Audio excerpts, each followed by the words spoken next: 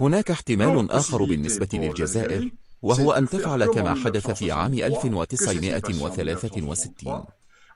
فماذا حدث في عام 1963؟ في عام 1963 بعد الاستقلال مباشرة ثار أمازيغ والقبائل، ولتجنب تفكك الجزائر قامت السلطات الجزائرية آنذاك بتحويل انتباه السكان إلى المغرب وهاجمت المغرب.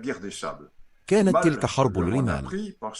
لقد أسأوا التقدير لأن الجيش المغربي الحق هزيمة نكراء بالجيش الجزائري.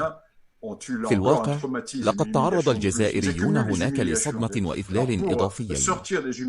إنهم يراكمون الإهانات، وللخروج من هذه الإهانات يختلقون ماضيا مجيدا، لكنهم يراكمون الإهانات. الخطر اليوم هو أن الجزائر التي هي مسلحة بشكل مفرط تحاول تحويل الانتباه والنزاعات الداخلية والانقسامات الداخلية ولإخفاء فشلها الذريع، الفشل الذريع لقادتها، تحاول القيام بعملية زعزعة استقرار تجاه المغرب. وبما أن المغرب في المقابل لن يسمح بذلك، ولأن المغرب ليس فرنسا التي يمكن للمرء أن يمسح بها قدميه، فإن المغرب في تلك اللحظة لن يسمح بذلك، وسيكون ذلك صراعا مريعا في شمال إفريقيا.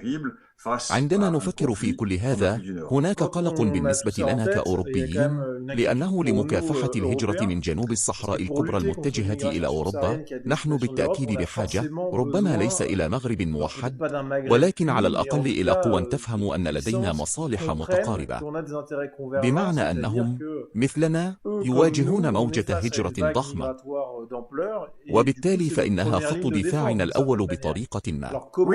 إذن كيف يمكننا أن نجعل الجزائريين يعودون إلى رشدهم ويفهمون ذلك، وأن يكون لدينا نوع من التفاهم الجيد أو الإمكانية الودية بينهم وبيننا؟ وأعتقد، وأنا أقول هذا منذ سنوات، ولكن من أجل ذلك يجب أن نقلب المشكلة. يجب أن نجعلهم يحترموننا.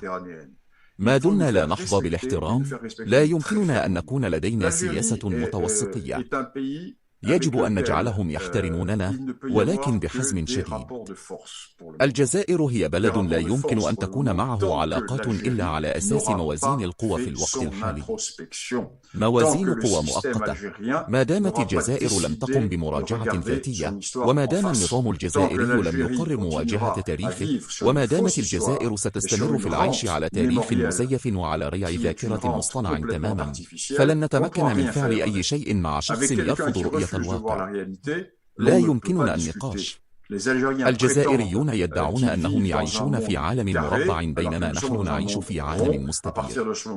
من تلك اللحظة لا يمكن أن يكون هناك نقطة مشتركة. عندما يقر الجزائريون أخيرا بأن هناك حقائق تاريخية يجب أخذها في الاعتبار، في تلك اللحظة إذا كانت لدينا إرادة للاستمرار، وهذا ليس واضحا، يمكننا أن تكون لدينا علاقات طبيعية تماما وودية تماما، وحتى أقول أخوية.